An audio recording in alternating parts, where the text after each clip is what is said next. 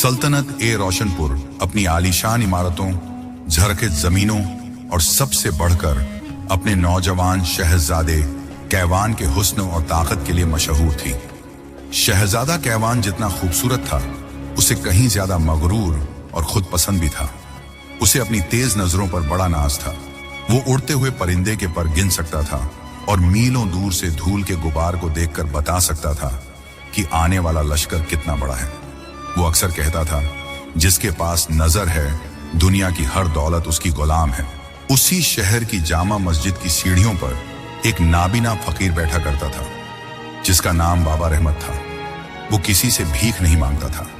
लोग जो कुछ दे जाते वो चुपचाप रख लेता और जो न देते उनसे भी कोई गिला शिकवा न करता। उसके चेहरे पर एक अजीब सा सुकून और ठहराव था, जैसे वो बंद आंखों से भी वो सब देख सकता हो जो खुली आंखों वाले नहीं देख पाते। एक दिन शहजादा कैवान अपने लाव लश्कर के साथ मस्जिद के सामने से गुजरा। उसकी नजर बाबा रहमत पर पड़ी। उसने तंज से अपने वजीर से कहा, देखो इस बेचारे को, इसकी दुनिया में हमेशा के लिए अंधेरा है। इसकी जिंदगी का क्या मकसद? न ये दुनिया की खूबसूरती देख सकता है, न दौलत पहचान सकता है। यह कहकर वो जोर से हंसा। उसकी आवाज सुनकर बाबा रहमत ने अपना चेहरा उसकी तरफ किया और निहायत पुरसुकून लहजे में कहा, शहजादे, असली दौलत आंखों से नहीं, दिल की बसीरत से देखी जाती है और असली रोशनी सूरज की नहीं, रूह की होती है। यह जवाब शहजादे के गरूर पर एक चाबुक की तरह पड़ा। एक मामूली फकीर की इतनी हिम्मत कि उसे फलसफा सिखाए। उसका चेहरा गुस्से से सुर्ख हो गया। ए गुस्ताख फकीर, वो घोड़े से उतरकर उसके करीब आया। तू मुझे बसीरत का सबक सिखाएगा? तेरी ये बंद आंखें क्या जाने कि दुनिया क्या है। अगर तू इतना ही काबिल है तो मैं तुझे एक मौका देता हूं। तू मुझे 3 ऐसी चीजें ला कर दे जो इस दुनिया में कोई आंख वाला नहीं ढूंढ सकता। अगर तू कामयाब हो गया तो मैं मान लूंगा कि तेरी अंधेरी दुनिया मेरी रोशन दुनिया से बेहतर है, और अगर नाकाम रहा तो तेरा सर कलम कर दिया जाएगा। दरबारियों ने शहजादे को समझाने की कोशिश की, मगर वो नहीं माना। बाबा रहमत मुस्कुराए।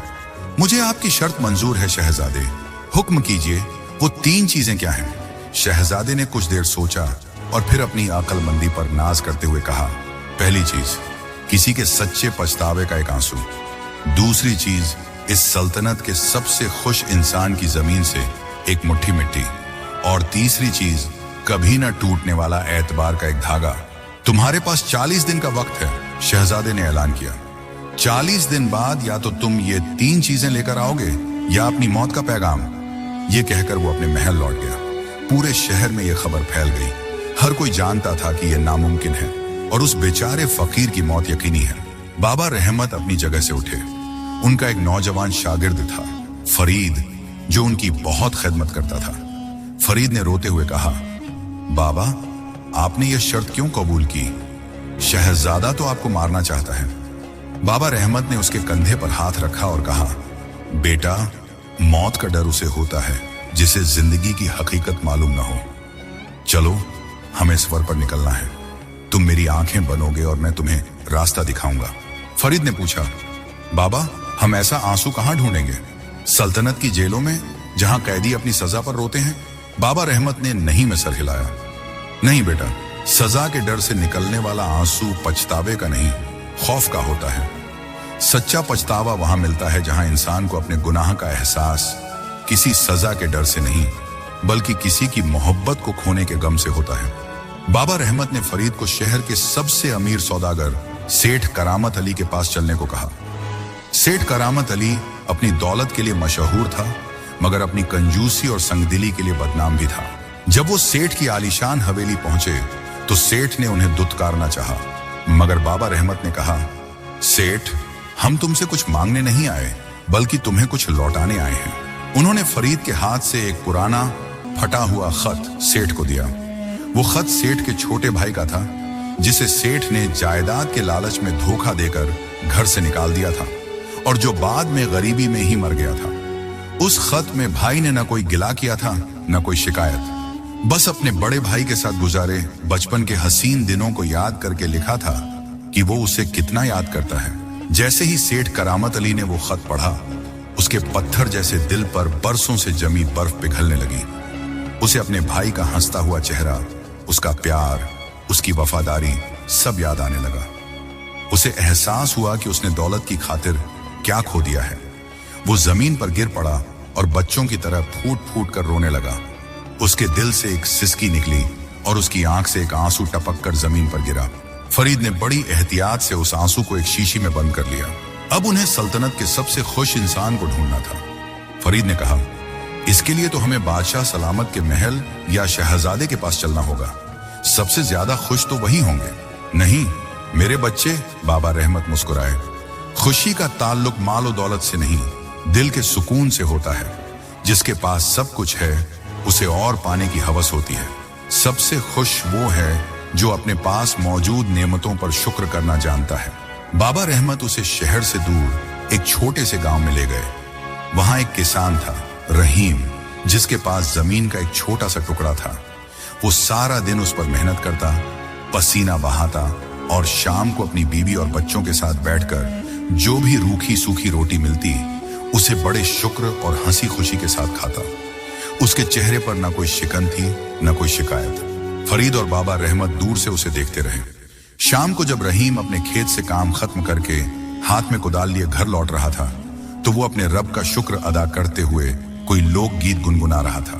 बाबा रहमत ने कहा, जाओ फरीद, यही है इस सल्तनत का सबसे खुश इंसान। इसकी जमीन से एक मुट्ठी मिट्टी ले आओ।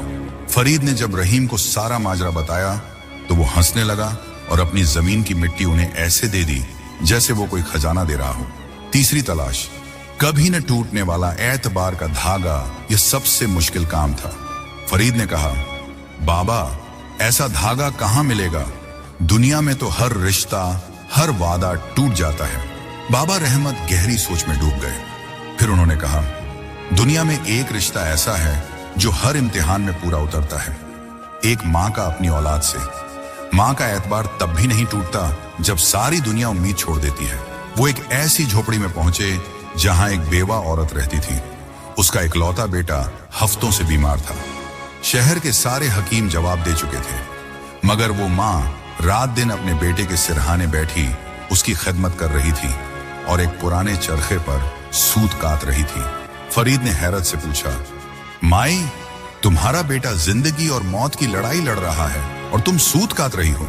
उस औरत ने अपनी नम आंखों से उनकी तरफ देखा और पुर यकीन आवाज में कहा, हकीमों ने उम्मीद छोड़ दी है, मैंने नहीं। मेरा रब मेरे बच्चे को जरूर शिफा देगा।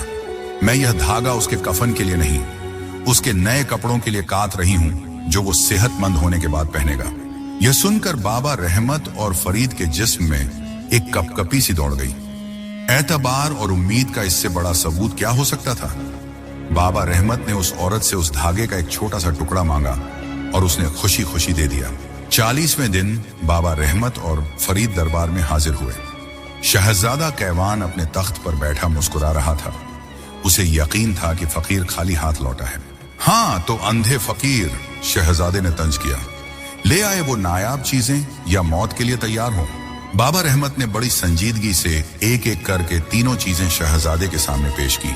शहजादे, यह उस अमीर सौदागर का आंसू है जिसे अपनी दौलत से ज्यादा अपने खोए हुए भाई की मोहब्बत ने रुलाया।